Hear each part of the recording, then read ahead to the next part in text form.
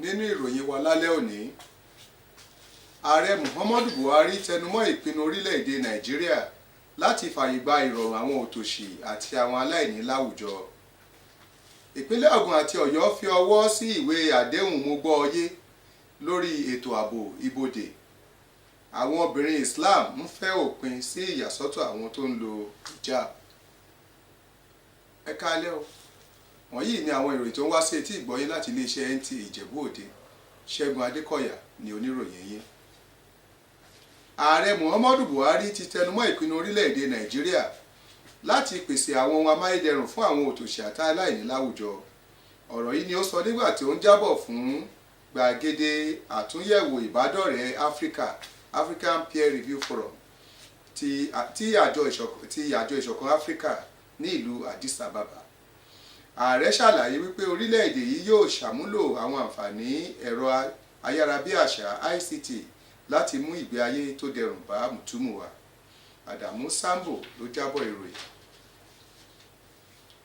Lára akitiyan láti dẹ́kun ìwà ìgbésùmọ̀mí àti àwọn ìwà ọ̀daràn mìíràn lẹ́nu ibodè Ògùn àti Ọ̀yọ́ ni ó mú gómìnà Dàpọ̀ Abíọ́dún àti akẹgbẹ́ rẹ̀ ní ìpínlẹ̀ Ọ̀yọ́ Ṣèyí Mákindé tí ọwọ́ bọ ìwé àdéhùn mọ́gbọ́ọyé MOU láti gbé àjọ aṣọ́bodè kalẹ̀ láàrin ìpínlẹ̀ méjèèjì àti àwọn òde gbangba wọn.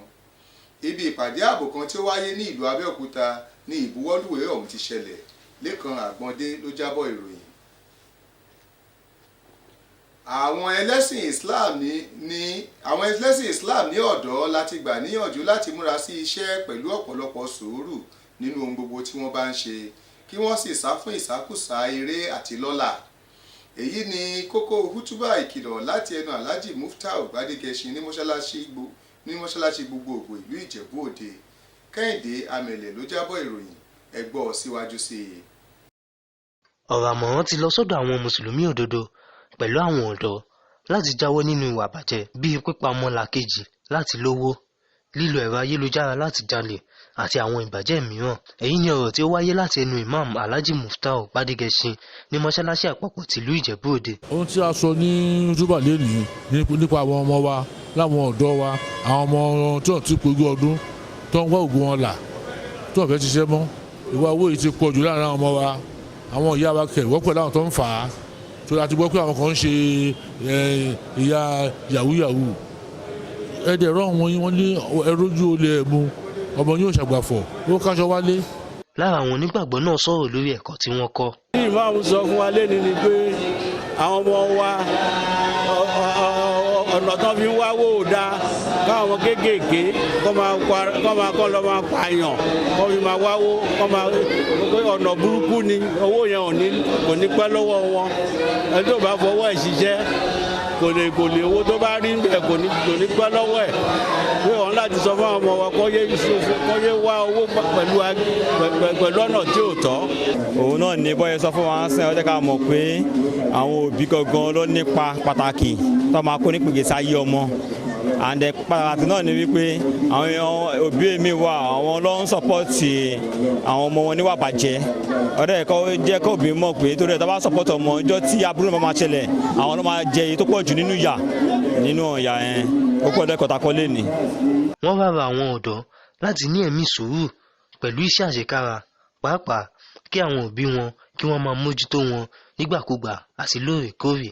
Ìmáàmù náà sì darí wọn nínú àdúrà.